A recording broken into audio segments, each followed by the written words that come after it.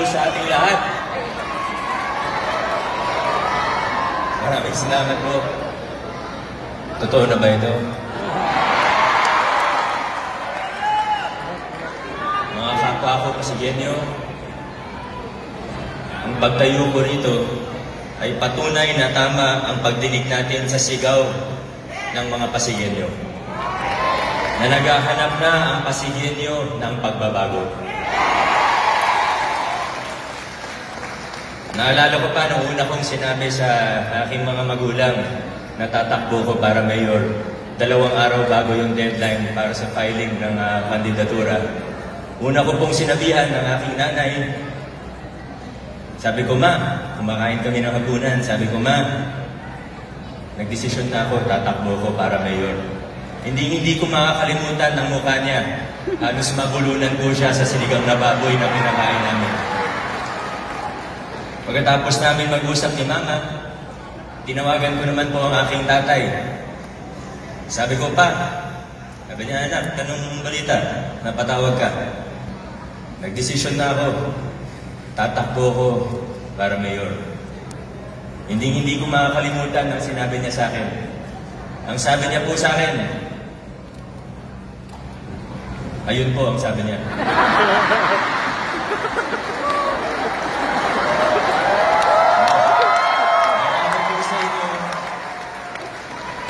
Alam niyo po na hindi naging madali ang paglaban natin. Hindi naging madali para sa akin, para sa aking pamilya, para sa aking mga kaibigan, at para po sa lahat sa inyo na tumulong at nakibaka sa ating pamilya.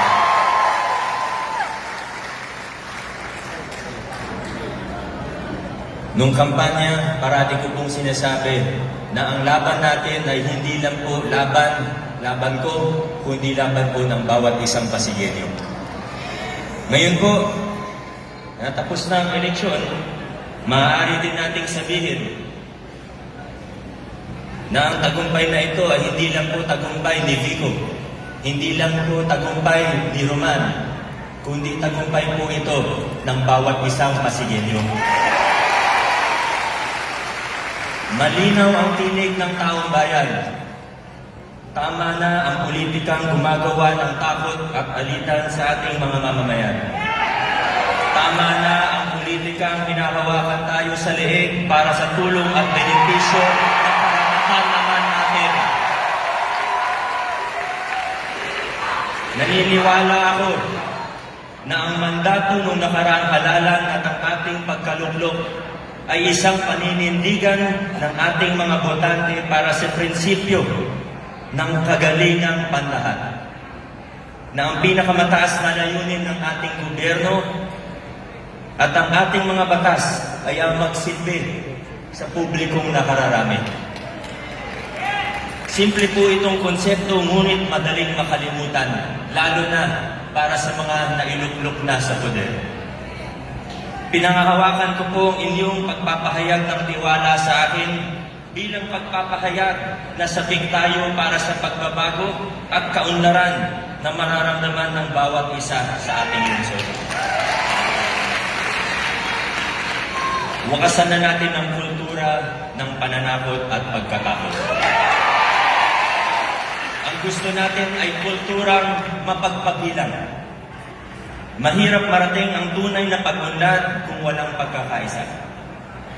Kaya kaaway man sa politika o kakampi, nakasama man natin sa kampanya o hindi, lahat ay inaanyayahan natin maging kaakibat sa paglilingkod at sa paggogobyerno. Lahat ay welcome sa ating pamahalaan. Kaya tigilan na po natin ang pag-aaway sa Facebook. Iba naman, at patuloy pa tayong gagawa ng mga pagbabagong babasag sa mga kalakaran at sa mga nakasanayan ngunit mali. Sa ating pagsulong ng isang mas progresibong Pasig, hinihingi ko po ang katapatang loob ninyo. Hindi para sa akin, kundi para sa ating lungsod. Katapatang loob sa mga prinsipyong ating sinusulong. Sapagkat ang pangarap natin ay hindi yung pagpapalit lang ng mukha o ng pangalan. Ang nais natin ang isulong ang isang makabagong pamahalaan. Kultura ng pagiging bukas o transparent, sistema kung saan may pananagutan ng ating mga government officials, kaban ng bayan na nasisilip at nagagamit ng buong buo sa wastong paraan. Pamumuno na tumatanggap ng kritisismo at niyayakap ang pakikilahok ng taong bayan. Ang pagtakbo ko bilang mayor ay hindi paghabol sa pwesto o sa posisyon, kundi para sa mga prinsipyong nabanggit natin. Sa pagsulong ng tinatawag nating Big Five Agenda, hindi lang tayo gagawa ng mga programa o proyekto. Pero gusto nating mabigyan ng sapat na kakayanan at pagkakataon ang bawat Pasigueño na marinig ang boses niya at maisakamay niya ang susi sa kanyang kabuhayan. Layunin natin makaahon ng bawat isang pamilya Pasigueño mula sa kahirapan at tungo sa isang mas maginhawang kinabukasan. Ang pinag-uusapan natin dito ay hindi lang numero o statistiko, kung hindi mga individual na nagsisilbing inspirasyon na lalo pa nating pagbutihin ang paglilingkod. Kapag sinabi natin na Pasigueño naman, sinasabi natin ay si Manong Fernando naman. Si Manong Fernando na isang tricycle driver, nakikilabas lang ng tricycle, may sakit siya sa baga, ngunit hindi ito nagiging hadlang sa kanyang pamamasada. Sa mga kwento katulad ng kay Manong Fernando, makikita po natin ang kakulangan ng ating pamahalaan. Kasama na ang kakulangan sa public healthcare system. Karapatan ng bawat tao ang sapat na tulong para sa kalusugan at kagalingan ng kanyang sarili at pamilya. Palakasin natin ang mga pangunahing serbisyo medikal at sugpuin natin ang problema sa kakulangan ng gamot. Papalitan natin ang oryentasyon ng mga ospital natin. Hindi dapat income generating ang tingin natin sa mga ospital kung hindi service providing. Sa programa naman po, para sa pabahay na makatarungan, ilalabas natin ang land inventory ng Pasig at magiging tapat ang administrasyon natin sa ito. Isang bagay ang pinakamalinaw, walang relokasyon, walang demolisyon hanggat hindi maayos ang relokasyon at ang mga relocation site. Sa madaling salita, pulisiya na makatao, makatarungan at sumusunod sa batas. Sa edukasyon, magpapakilala tayo ng mga bagong strategiya upang matugunan ang problema sa mababa pa ring functional literacy rates. Bigyan natin ng mas malaking pagkakataon ang mga katulad ni Angela, 14 na taong gulang, naging palaboy sa palengke dahil hindi na alagaan ng magulang, iniwanan ng tatay at ang nanay na mamasukan bilang kasambahay. Buong-buo suporta natin sa mga paaralan dahil alam natin ang kalidad ng edukasyon ay nakatali sa magiging kinabukasan ng ating syudad. Tamang konsultasyon at partisipasyon. Palalakasin natin ang mga mekanismo ng pakikilahok ng taong bayan para mabigyan ng boses ang mga katulad ni Ate Jocelyn na nagtitinda ng prutas sa ating palengke. Hindi ako magpapanggap na alam ko ang lahat ng sagot. Kailangan po natin ng inyong pagdiskurso, pagtugon, punaman o suhestyon. Tatanggapin natin ng buong buo ang mga ito. Sa pag-uusap, maaaring magkaroon ng konting tunggalian, ngunit dito rin minsan lalabas ang mga pinakamagagandang ideya at solusyon sa mga suliranin. Ang laban kontra korupsyon. Ipapatupad natin ng buong lakas ang FOI o Freedom of Information.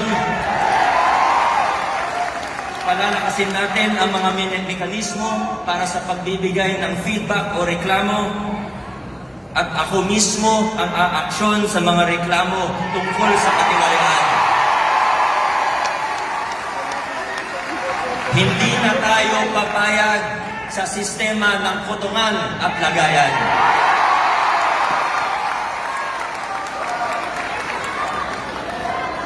Matayog ang ating mga hangarin. Matayog po ang ating mga hangarin. Narinig ko na po ang mga babala tungkol sa pagtatakda ng mataas na ekspektasyon na siyang makakahon ng limitasyon ng termino at samu-saring pagtutol mula sa mga tatamaan ng pagbabagong gusto natin ipatupad. Ngunit hindi bulag ang ating prinsipyo. Ang isinusulong natin ay idealismong nababatay sa realidad. Nitong mga nakalipas na buwan, nabigyan ako ng pagkakataon makasalamuha at makipagkwentuhan sa maraming Pasigueño. Nararamdaman ko at namangha ako sa kanilang napakatayog rin na pag-asa. At kaya nananatiling buo ang loob ko. Ang mensahe ng kanilang pag-asa at potensyal ang siyang dapat nagbibigay sa atin ng dahilan upang bumangon sa umaga at magbuklod sa atin ng may sigla at pangako na dala ng ating kolektibong pagkamasagisag ng pagsulong. Ngayong tanghali, nagsisimula na ang bagong kabanata, nagsisimula na ang bagong kabanata ng kasaysayan ng ating mahal na lungsod. Samahan ninyo ako. Magkasama nating lawakan ang hangganan ng maaari nating makamit bilang isang komunidad. Kapit-bisik tayo tungo sa isang Pasig na walang palakasan, walang pananakot. Tungo sa isang lipunan kung saan ang bawat isa ay may pagkakataon na itaas ang antas ng kanyang pamumuhay. Para sa mas maliwanag na kinabukasan para sa lahat ng Pasigueño. Iba na, Pasigueño naman. Maraming